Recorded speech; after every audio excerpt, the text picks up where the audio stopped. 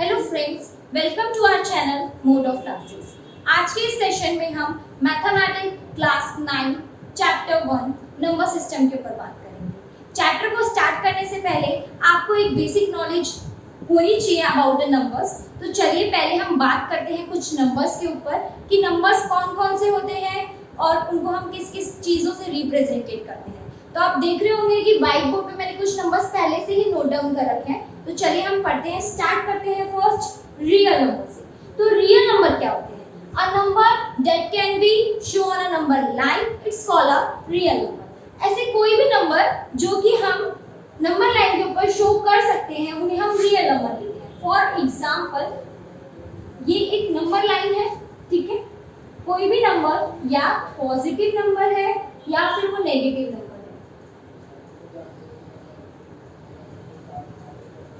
वो अगर आप शो कर रहे हो ना नंबर लाइन, तो वो एक क्या होगा? Real number. जरूरी नहीं है कि नंबर सिर्फ सिंपल होंगे, अगर फ्रैक्शन में भी नंबर हो, पॉइंट में भी नंबर हो, किसी भी चीज जैसे भी नंबर अभी आप पढ़ते हुए आ रहे हैं या आपने पढ़ चुके हैं, उनको अगर हम नंबर लाइन पे शो करेंगे तो it's a real number. Okay, चलिए अब हम आगे बढ़ते हैं रैशनल नंबर के ऊपर। रैशनल नंबर क्या होते हैं? A number which can be represented by in p by q form. जैसे कि कोई भी नंबर जो p by q के फॉर्म में हम रिप्रेजेंटेट कर सकते हैं। फॉर एग्जांपल अगर मैं आपको बताऊं तो 2 by 4 हो गया, जैसे 8 by 9 हो गया, 3 by 2 हो गया, 7 by 8, ठीक है। अब यहाँ पे ध्यान देने वाली बात ये है कि बच्चे सोचते हैं, मान लो कि अगर मैंने ऐसे लिख दिया कि 0 by 2 it's a rational number, but 2 by 0 ये रैशनल नंबर हो सकता है। 0 अगर हम q के फॉर्म में लिखें तो इट्स नॉट बी डिफाइंड, ये डिफाइन ही नहीं हो सकता। तो इट्स ये कंडीशन ही गलत है। अगर कभी भी 0 कहाँ आए, डिनोमिनेटर में आए, q के फॉर्म, q के पास आए, तो हम उसे रैशनल नंबर में काउंट नहीं कर सकते क्योंकि वो डिफाइन ही नहीं होगा। ओके, ये क्लियर हो गया आपको? चलिए अब हम आगे बढ़ते हैं इरैशनल नंबर के। इरैशनल नंबर ऐसे नंबर होते हैं जो p by q के फॉर्म में नहीं होते, which cannot be represented by p by q form. जैसे कि मान लीजिए example √2, √3, √5 and pi and so on, और भी बहुत सारे नंबर होते हैं। चलिए अब हम आते हैं इंटीजर्स के ऊपर।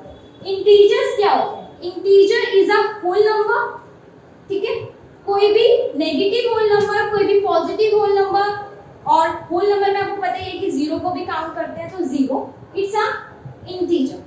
लेकिन आपने यहाँ देखा मैंने दो कंडीशन नोट डाउन करके रख रखी है, positive negative integers and non negative non positive integers. तो ये क्या होते हैं? Positive and negative integer. Positive आपको पता है पॉजिटिव नंबर होते हैं and negative is a negative. लेकिन अगर आपको पॉजिटिव इंटीजर्स के बारे में बात करनी है तो आप किन किन को इंक्लूड कर सकते हो पॉजिटिव में? 1, 2, 3, 4 एंड n टर्म्स तक आप उसको इंक्लूड कर सकते हो, ठीक है। यही अगर हम नेगेटिव इंटीजर्स की बात करें तो उसमें हम क्या क्या इंक्लूड कर सकते हैं? -n, -2, -1, ठीक है। मतलब -n टर्म से लेकर आप -2, -1 को इंक्लूड कर सकते हैं। चलिए अब हम आते हैं non negative and non positive integers के ऊपर। तो non negative and non positive में अगर आप देखें तो इसमें क्या डिफरेंस है about the positive and negative integers से लेकर? तो देखो, तो अगर मैं बोलूं कि नॉन नेगेटिव नंबर लिखने हैं मुझे, नॉन नेगेटिव इंटीजर्स चाहिए मुझे, ठीक है, तो मैं जो लिखूंगी वो लिखूंगी n एंड -2, -1 एंड 0। तो आपने देखा क्या डिफरेंस है इसकी और इसके अंदर, कि नॉन नेगेटिव में हम क्या काउंट कर रहे हैं? 0 को काउंट कर रहे हैं, ठीक है। चलिए अगर हम नॉन पॉजिटिव इंटीजर्स के बारे में बात करें तो हम बात करेंगे 1 की, 2 की, 3 की, 4 की, और सॉरी 0, 1, 2, 3, 4 एंड n टर्म्स है। तो इट मींस कि अगर हम पॉजिटिव इंटीजर्स की बात करें तो इसके अंदर 0 इंक्लूड नहीं है, लेकिन अगर हम नॉन पॉजिटिव इंटीजर्स की बात करें तो इसके अंदर 0 इंक्लूड है। तो ये डिफरेंस होता है ओनली पॉजिटिव नेगेटिव इंटीजर्स के अंदर and non positive and non negative integers के अंदर। ओके, चलिए अब आगे बढ़ते हैं हम फ्रैक्शनल फ्रैक्शन के ऊपर। फ्रैक्शन क्या होता है? Number of quantity that is not a whole number. ऐसे कोई भी क्वांटिटी जो कि होल नंबर नहीं होती। अब होल नंबर कौन कौन से नंबर नहीं होते? जैसे कि मान लो आप 3/4, it's not a whole number, okay, और 0.5 it's also not a whole. तो ऐसे नंबर्स जो कि होल नंबर्स नहीं होते उनको हम फ्रैक्शन बोल सकते हैं, ओके। चलिए अब हम आगे बढ़ते हैं होल नंबर के ऊपर। अब बच्चों को कंफ्यूजन ये रहेगी कि होल नंबर कौन कौन से होते हैं, तो चलिए अब हम होल नंबर को डिस्कस करते हैं। होल नंबर वो नंबर्स होते हैं जो स्टार्ट ही 0 से होते हैं। 0, 1, 2, 3, 4 एंड इंफिनिटी तक, जहां तक भी आपकी काउंटिंग जाती है, जहां तक भी आप काउंट कर सकते हो, ठीक है, इंफिनिटी तक। लेकिन स्टार्ट कहां से होना चाहिए? 0, ठीक है। और अगर नेचुरल नंबर की बात करें हम, ठीक है, तो नेचुरल नंबर जो स्टार्ट होते हैं वो होते हैं 1 से, 1, 2, 3, 4। इनके अंदर अगर आप डिफरेंस देखो तो यही होगा कि होल नंबर के अंदर आप 0 इंक्लूड करते हो, लेकिन नेचुरल नंबर के अंदर हम 0 इंक्लूड नहीं करते। और इसके अंदर एक और क्वेश्चन आता है कि whole number is a natural number. क्या होल नंबर नेचुरल नंबर हो सकता है? No, whole number not be a natural number, या can't be a natural number, okay. चलिए ऐसे ही नेचुरल नंबर होल नंबर हो सकते हैं, तो yes, natural number whole number क्यों हो सकते हैं? क्योंकि अगर हम इनको देखें 1, 2, 3, 4, 1, 2, 3, 4 आ रहे हैं इनके अंदर, तो natural number can be a whole number, okay. तो कंफ्यूजन क्लियर होती है, ओके। तो अब हम आते हैं इवन एंड ऑड पर।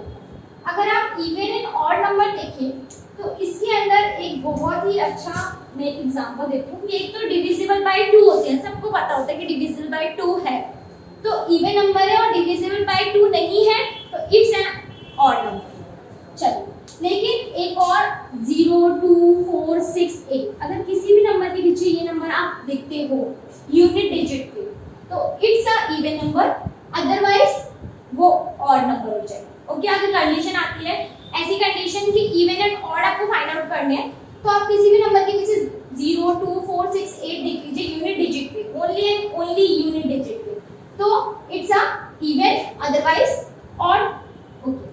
चलिए जैसे कि एक एग्जांपल ले लेते हैं हम 52,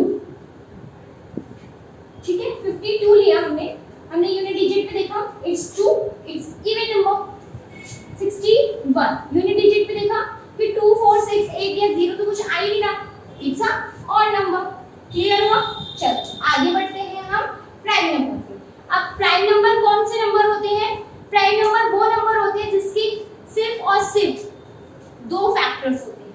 कोई भी ऐसा नंबर जिसके हमें कुछ फैक्टर्स मिलते हैं लेकिन सिर्फ वो 2 ही फैक्टर होने चाहिए।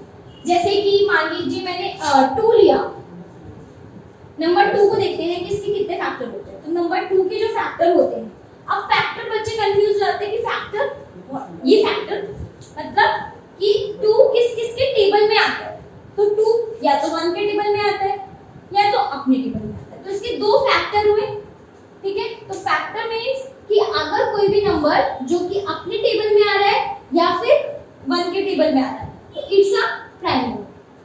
क्लियर? एक और एग्जांपल लेते हैं, अगर आप कंफ्यूज हो रहे हो तो लेते हैं 5। 5 किस किस के टेबल में आता है वो उसके फैक्टर बनेगा। 5 एक तो 1 के टेबल में आता है और एक 5 के टेबल में आता है, ठीक है। तो इसके भी सिर्फ 2 ही फैक्टर है, तो it means it's a prime number, ठीक है। और हम कुछ एग्जांपल लेते हैं, लाइक 3 ले लेते हैं। चलो 3 भी 1 के टेबल में आता है और अपने टेबल में आता है, तो इसके भी 2 फैक्टर हुए, तो ये भी क्या हो गया हमारा प्राइम नंबर। अब हम आते हैं लास्ट कंपोजिट नंबर पर। तो कंपोजिट नंबर कौन से होते हैं? कंपोजिट नंबर वो होते हैं जिनके 2 या 2 से ज्यादा फैक्टर होते हैं। आप बोलोगे कि 2 या 2 अब 2 से ज्यादा फैक्टर कैसे हो सकते हैं? तो हम देखते हैं, देखिए 4 को लेते हैं। अब देखिए आप 4 कौन कौन से टेबल में आता है। 4 1 के टेबल में आता है, 2 के टेबल में आता है और 4 के। तो अगर ऐसा कोई भी नंबर जो जिसके फैक्टर 2 से ज्यादा हो गए तो इट्स अ कंपोजिट नंबर। ठीक है, क्लियर है। 6 को ले लीजिए, 6 को अगर आप लेते हैं तो 1 के टेबल में आता है, 2 के टेबल में आता है, 3 के टेबल में आता है, 6 अपने भी टेबल में आता है। 2 से ज्यादा फैक्टर होगा, is a composite number. Clear. तो आइए हम आगे डिस्कस करते हैं डेसिमल एक्सटेंशन। ये आपके एक्सरसाइज में भी आपको काम आएगा, तो प्लीज ध्यान से देखिएगा। डेसिमल एक्सटेंशन 2 टाइप्स के होते हैं, terminating and non terminating decimal extension. अब आप कैसे पहचानेंगे कि वो टर्मिनेटिंग डेसिमल एक्सपेंशन है या नॉन टर्मिनेटिंग डेसिमल एक्सपेंशन है? तो अगर कोई भी रिमाइंडर, मतलब अगर जब आप डिवाइड करते हैं और रिमाइंडर 0 आता है, रिमाइंडर बिकम 0, तो it's a terminating decimal expansion. अगर रिमाइंडर 0 नहीं आता तो it's a non terminating decimal extension. Clear है, लिखने की जरूरत नहीं है, वैसे मुझे आई होप आप समझ ही गए होंगे। ठीक है, और हम आगे चलते हैं, कुछ एक्सपोनेंट्स पढ़ते हैं, अपने लॉ ऑफ एक्सपोनेंट्स, वो पढ़ना बहुत इंपॉर्टेंट है। इस चैप्टर के अंदर बच्चों को बहुत कंफ्यूजन रहती है उसकी रिगार्डिंग, तो हम वो पढ़ते हैं लॉज ऑफ एक्सपोनेंट्स। तो क्या क्या होते हैं, जैसे कि मान लीजिए a की पावर m है और a की पावर यहाँ मैं लिखती हूँ n।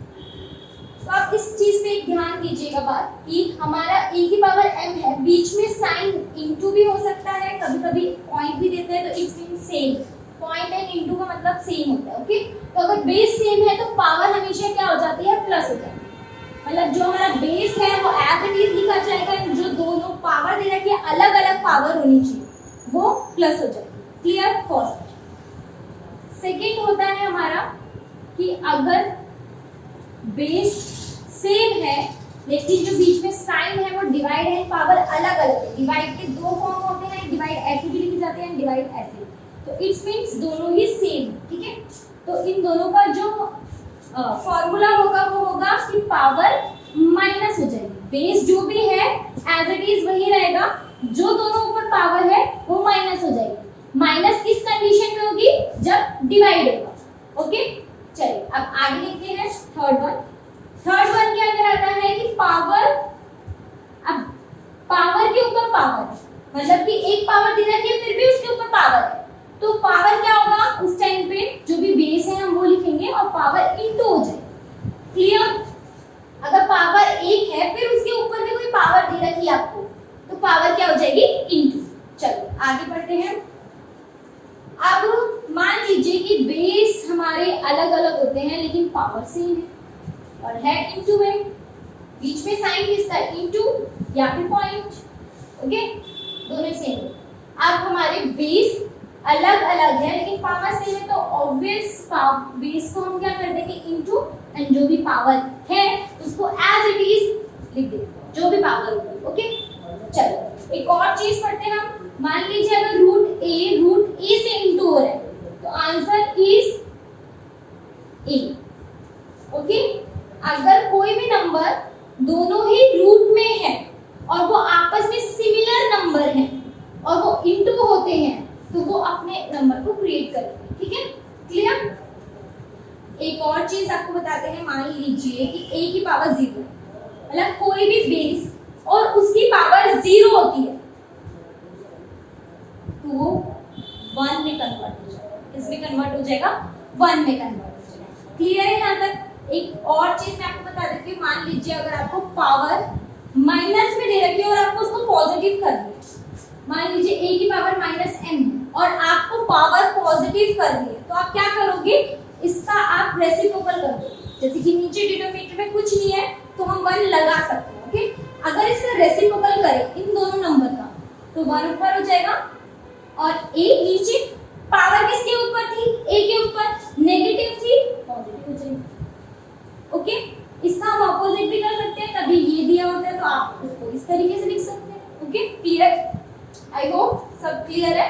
ये होते हैं हमारे लॉ ऑफ एक्सपोनेंट्स। इसको पढ़ना बहुत जरूरी है क्योंकि इसके बेस पे बहुत ही क्वेश्चंस आते हैं और उन क्वेश्चंस को हम आगे सेशन में डिस्कस करेंगे कि कैसे कैसे क्वेश्चंस इसके रिगार्डिंग पूछे जा सकते हैं। आगे मैं सेशन में आपको ये बताऊंगी कि क्वेश्चंस को कैसे अटेम्प्ट करते हैं और कैसे आप उसको इजीली